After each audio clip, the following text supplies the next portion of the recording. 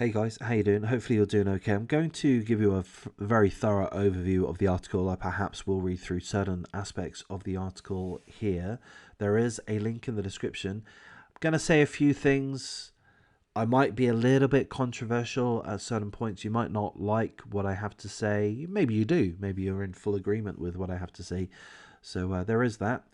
It's in regards to the guy in the middle here. His name is Adnan Oktar. He's from Turkey, and he was a sex cult leader.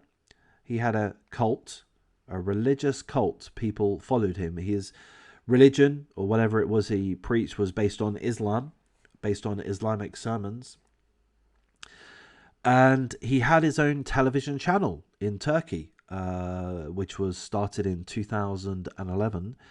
On his broadcasts on his own TV channel, he was always in this kind of situation here, in a very affluent situation, surrounded by a multitude of scantily clad women that were a part of his sex cult. Again, he's the sex cult leader. His name Adnan Oktar, 66 years of age. So he was always surrounded by these women known as kittens, and you might notice that they're all beautiful. They're all scantily clad. They're all highly sexualized. And I would dare say that all of them, or most of them, have subjected themselves or otherwise been subjected to plastic surgery in order to enhance their assets, to enhance their appearance. So this is the setup. Okay, this is the setup. Now he's undergone a trial last year. He was found guilty of a multitude of different charges, which included child sexual abuse, leading a criminal gang. He was also found guilty of rape, blackmail, fraud, political and military espionage, as well as causing torment. Okay, so he was found guilty last year after going through a trial of all of those heinous charges. He was sentenced to 1,075 years in prison. Now, he decided that he wanted to challenge that. There was a retrial, and that retrial has come to an end. And he has been once more found guilty of a multitude of charges. I believe the same charges. So again, that is child sexual abuse, leading a criminal gang, rape, blackmail, fraud, political and military espionage, and causing torment. He was once more found guilty of those charges. And initially he was sentenced to 1,000 years in prison. Now he's been sentenced to 8,656 years in prison. 8,656 years in prison. Guess what his response is? His response is, okay, that's fine. It's God's will. God made the decision. There are good days in our lives. So I have to say, he's accepted this ridiculously long life sentence. Jail sentence, 8,656 years in prison. He's accepted that extremely stoically, claiming that it's God's will. It is what it is. So be it. He's taken it on the chin.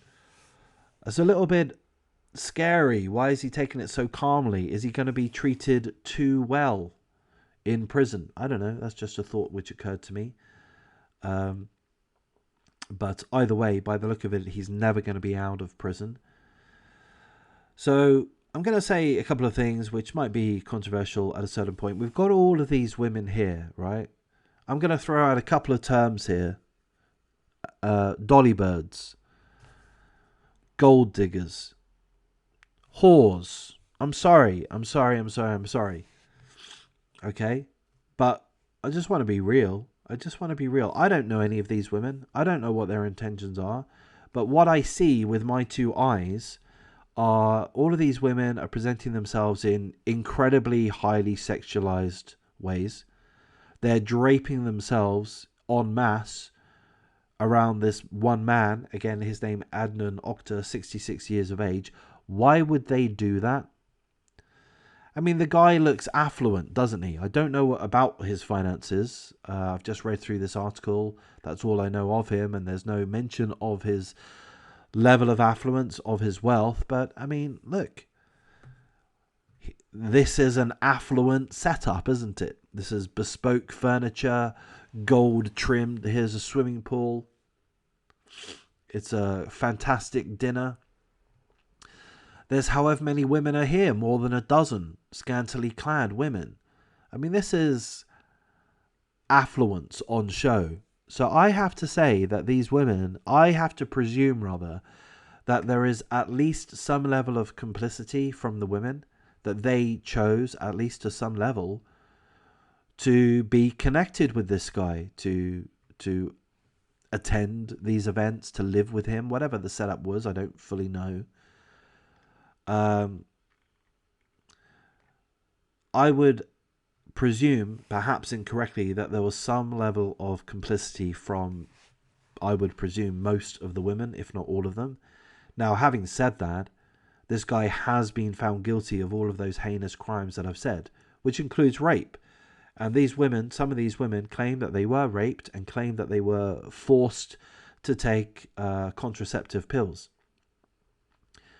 So I have no doubt that these women were victims, that they were victims in the sense that they were drawn into a cult, be that a sex cult, and that they were subsequently sexually assaulted in very severe ways, and assaulted and abused in other ways too. So I have no doubts about that. But at the same time, like I said, and I'm just trying to be real, and if I'm wrong, then I'm wrong. But I just have to feel that at least some of these women must have been somewhat complicit. I mean, did this lady on the right here, was she forced at gunpoint to attend this dinner on a yacht? Was she forced on gunpoint to attend? Forced by gunpoint? Probably not, is my guess. I don't know.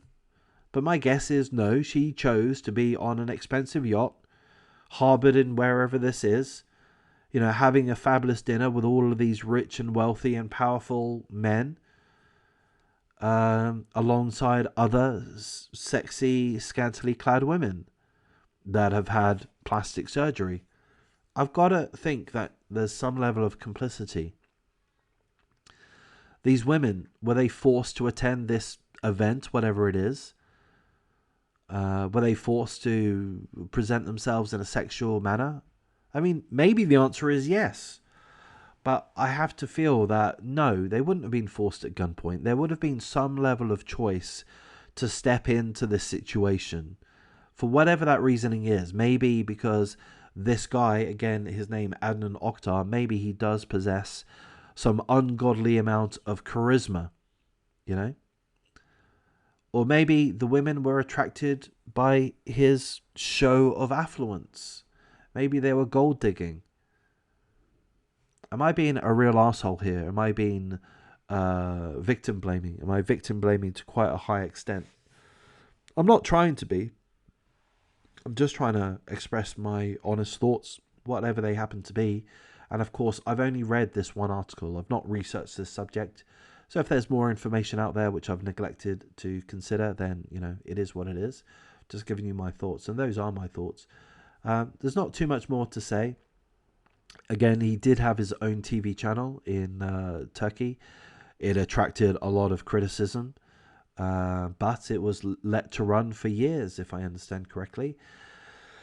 Other than that, he says that he is extraordinarily potent. He said that he's had close to 1,000 girlfriends, and seemingly he was, again, as far as I understand, he was involved both in consensual and non-consensual sex with these women.